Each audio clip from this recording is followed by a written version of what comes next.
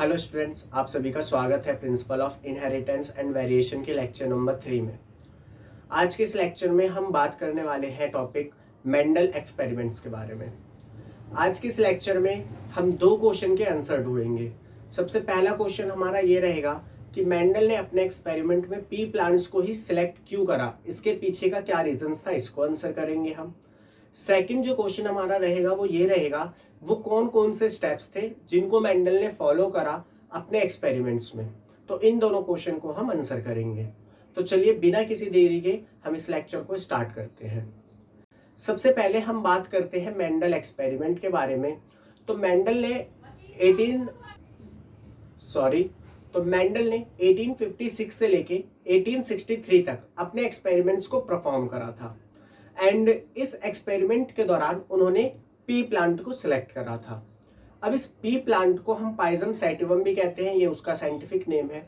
अब इन्होंने अपने एक्सपेरिमेंट के लिए पी प्लांट को ही क्यों चुना, इन रीजंस को हम डिस्कस कर लेते हैं। एंड ये आपसे पूछे भी जाते हैं आपके बोर्ड एग्जामिनेशन में या फिर आपके नीट एग्जामिनेशन में। तो सबसे पहला जो रीजन हम पढ़ते हैं वो ये पढ़ते हैं कि जो पी प्लांट है वो एक एनुअल प्लांट है, यानी इनकी जो लाइफ साइकिल है वो 1 साल की होती है। अब इस 1 साल की लाइफ साइकिल में ये 3 महीने में ही अपनी प्रोजेनिस प्रोड्यूस कर देते हैं। मतलब ये जैसे ही ग्रो करते हैं उसके 3 महीने के अंदर अंदर ये अपनी प्रोजेनिस बना देते हैं। इससे हमें क्या फ़ायदा मिलता है? इससे हमें ये फ़ायदा मिलता है कि हमें शॉर्ट ड्यूरेशन में, एक कम समय में लार्ज नंबर ऑफ प्रोजेनिस को स्टडी करने का मौका मिलता है, जिससे जो हमारी एक्यूरेसी है वो बढ़ जाती है। तो पहला रीज़न ये था। सेकंड रीज़न क्या था? सेकंड रीज़न ये था कि जो पी प्लांट्स होते हैं ये बाइसेक्सुअल फ्लावर होते हैं। अगर ये बाइसेक्सुअल फ्लावर हैं तो ये सेल्फ पॉलिनेशन करेंगे, बट इनमें हम आर्टिफिशियल हाइब्रिडाइजेशन की मदद से इजीली क्रॉस पॉलिनेशन भी करा सकते हैं। तो ये हमारे लिए एक एडवांटेज हो गया। तीसरा एंड इम्पॉर्टेंट पॉइंट ये था कि पी प्लांट्स में हमें इजीली ऑब्जर्वेबल कैरेक्टर देखने को मिल रहे थे।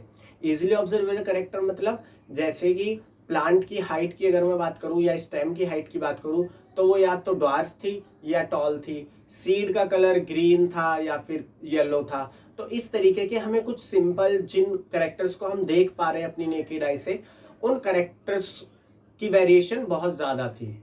ठीक है, वो कैरेक्टर्स हमें इजीली देखने को मिल रहे थे, तो इस वजह से हमने पी प्लांट्स को सिलेक्ट करा।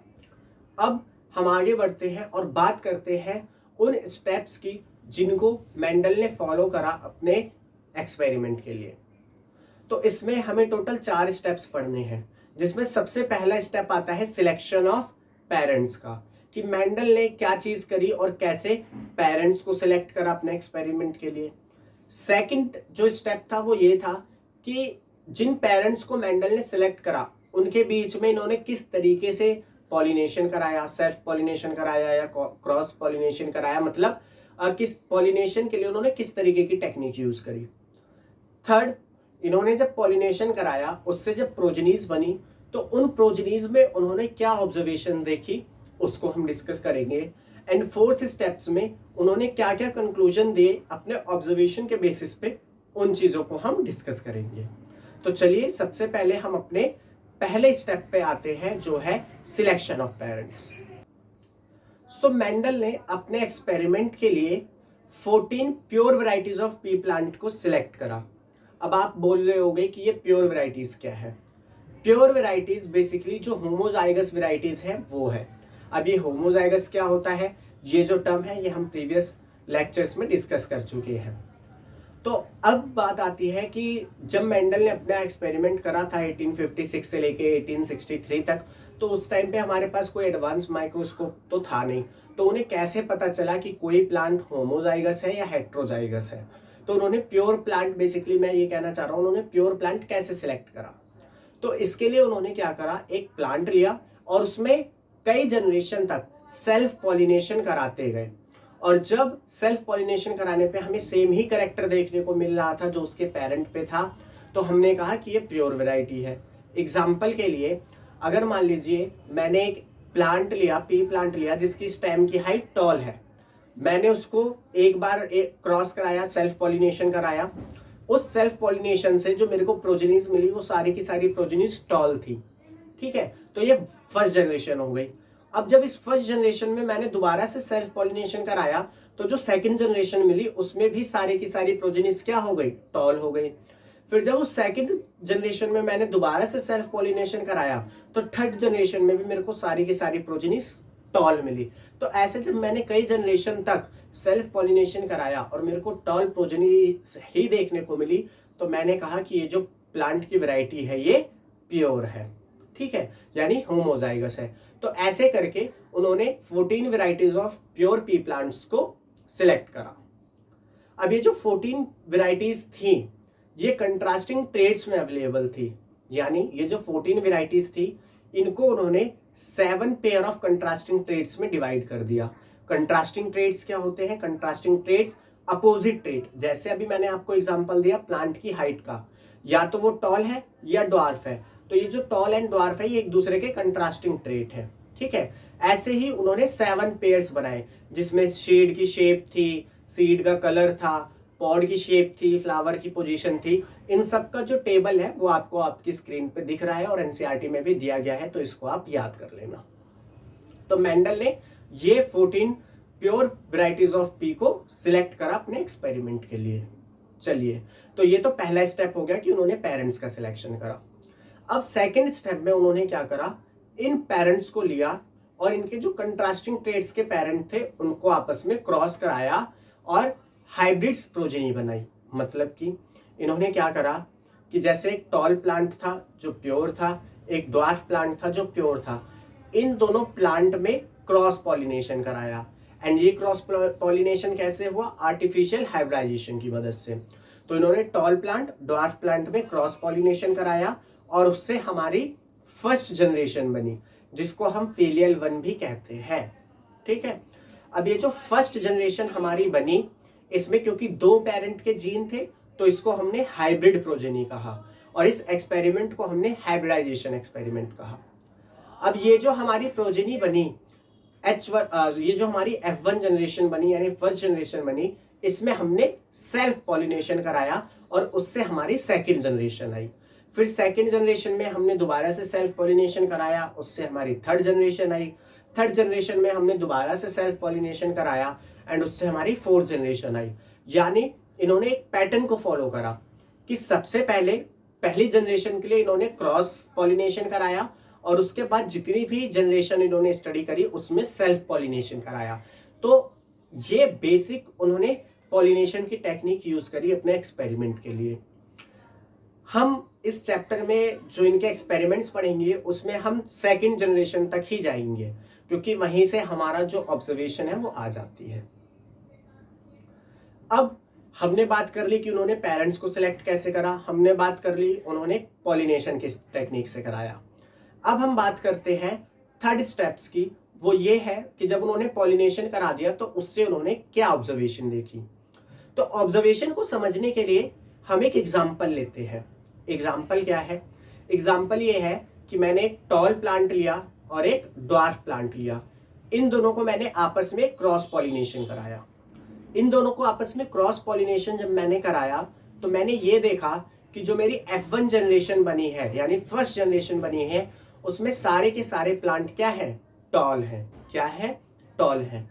और जब उस टॉल प्लांट में मैंने सेल्फ पॉलिनेशन कराया यानी सेकेंड स्टेप जब मैंने फॉलो करा और उस टॉल प्लांट में सेल्फ पॉलिनेशन कराया तो जो मेरे को सेकंड जनरेशन देखने को मिली उसमें मेरे को टॉल प्लांट भी देखने को मिले और ड्वार्फ प्लांट भी देखने को मिले, ठीक है। ये आपको पूरा एक्सपेरिमेंट समझ में आ गया, एग्जांपल समझ में आ गया कि मैंने एक टॉल प्लांट लिया, एक ड्वार्फ प्लांट लिया, दोनों के बीच में क्रॉस पॉलिनेशन कराया और जो फर्स्ट जनरेशन में प्रोजेनी मिली वो सारी की सारी टॉल थी। फिर वही जब मैंने उस टॉल प्रोजेनीज में सेल्फ पॉलिनेशन कराया तो उसके बाद मेरे को टॉल प्रोजेनीज भी देखने को मिली और ड्वार्फ प्रोजेनीज भी देखने को मिली। तो ये उन्होंने एक्सपेरिमेंट एग्जांपल दिया। अब यहाँ से ऑब्जर्वेशन हमने क्या क्या देखी? ऑब्जर्वेशन हमने ये देखी कि मैं जब भी 2 प्योर वैरायटीज के प्लांट को क्रॉस करा रहा हूं तो जो F1 जनरेशन आ रही है, जो फर्स्ट जनरेशन आ रही है, वो किसी एक पेरेंट को 100% रिसेंबल कर रही है। जैसा कि हमने देखा कि जब मैंने टॉल और ड्वार्फ प्लांट को कराया क्रॉस तो उसमें जो F1 प्रोजेनी बनी उसमें सारे के सारे टॉल प्रोजेनीज बने, मतलब उन्होंने टॉल पेरेंट को रिसेंबल करा 100%। तो पहला ऑब्जर्वेशन ये था। सेकंड ऑब्जर्वेशन उन्होंने क्या देखा? सेकंड ऑब्जर्वेशन उन्होंने ये देखा कि जब उस फर्स्ट जनरेशन में सेल्फ पॉलिनेशन करा रहा हूं मैं, तो मेरे को ड्वार्फ प्लांट भी देखने को मिल रहे हैं, टॉल प्लांट भी देखने को मिल रहे हैं। सेकंड ऑब्जर्वेशन ये थी, मतलब उनकी सेकंड ऑब्जर्वेशन ये थी कि सेकंड जनरेशन में उनको दोनों ही पेरेंट को रिसेंबल करने वाली प्रोजेनीज देखने को मिल रही है। ये उनकी सेकंड ऑब्जर्वेशन थी। थर्ड ऑब्जर्वेशन उनकी क्या थी? थर्ड ऑब्जर्वेशन जो कि सबसे इंपॉर्टेंट ऑब्जर्वेशन थी वो ये थी कि जो टॉल प्लांट का रेशियो था वो बहुत ज्यादा था, मतलब जो टॉल प्लांट्स की संख्या थी वो बहुत ज्यादा थी as compare to dwarf plant. मतलब जो F2 जनरेशन में दोनों ही पेरेंट्स को रिसेंबल करने वाली प्रोजेनीज बन रही थी, उसमें एक पेरेंट को रिसेंबल करने वाली प्रोजेनीज का नंबर बहुत ज्यादा था और दूसरे पेरेंट को रिसेंबल करने वाली प्रोजेनीज का नंबर बहुत कम था। जब उन्होंने ये रेशियो निकाला तो ये रेशियो आया 3:1 का। मतलब अगर मान लीजिए सेकंड जनरेशन में 4 प्रोजेनीज बनी है तो उन 4 में से 3 प्रोजेनीज टॉल होंगी और 1 प्रोजेनी ड्वार्फ होंगी। ठीक है, तो ये उन्होंने अपना कंक्लूजन दिया। सॉरी, ये उनकी ऑब्जर्वेशन थी। अब हम आगे बढ़ते हैं और बात करते हैं उनके कंक्लूजन्स की कि उन्होंने वहां से क्या कंक्लूजन निकाला। उन्होंने वहां से कंक्लूजन दिया कि कुछ तो था, समथिंग कुछ तो था जो स्टेबली पास हुआ पेरेंट से प्रोजेनी में बिना चेंज हुए। इसके लिए एक स्टेटमेंट है जो आपको याद करनी पड़ेगी, something stably pass from parent to progeny being unchange. बिना चेंज हुए कोई चीज थी जो पेरेंट से प्रोजेनी में स्टेबल तरीके से पास हुई। इस समथिंग को इन्होंने नाम दिया फैक्टर, एंड इस फैक्टर को आज के टाइम पे हम जानते हैं जीन के नाम से। ठीक है, तो बेसिकली मेंडल ने ये बताया कि जो जीन था वो पेरेंट से प्रोजेनी में पास हुआ बिना चेंज हुए, लेकिन उस टाइम पे उन्होंने जीन टर्म यूज नहीं करी थी। ठीक है, उन्होंने टर्म यूज करी थी फैक्टर। अब इन्होंने इस फैक्टर के बारे में कुछ चीजें बताई, जैसे कि इन्होंने कहा कि जो फैक्टर्स होते हैं वो पेयर में होते हैं। अब इनको ये आइडिया कैसे लगा कि फैक्टर पेयर में होते हैं? इनको ये आइडिया लगा जब इन्होंने सेकंड जनरेशन देखी, क्योंकि सेकंड जनरेशन में टॉल प्लांट भी थे, ड्वार्फ भी थे। तो ये तभी पॉसिबल है जब हमारे पास जो फैक्टर्स है वो पेयर में प्रेजेंट हो। नेक्स्ट इन्होंने ये बताया कि जो फैक्टर है वो यूनिट ऑफ इनहेरिटेंस है, मतलब फैक्टर वो चीज है जो किसी भी कैरेक्टर को पेरेंट से प्रोजेनी में ट्रांसफर करती है। ये चीज उन्होंने बताई। Third point and important point जो इन्होंने बताया वो ये था कि जो फैक्टर है हमारे ये पेयर में प्रेजेंट होते हैं, बट जब ये पेयर में होते हैं तो आपस में एक दूसरे से मिक्स नहीं होते हैं। मतलब ये किसी तरीके की मिक्सिंग या किसी तरीके की ब्लेंडिंग शो नहीं करते हैं, ये अपनी इंडिविजुअलिटी को मेंटेन करके रखते हैं।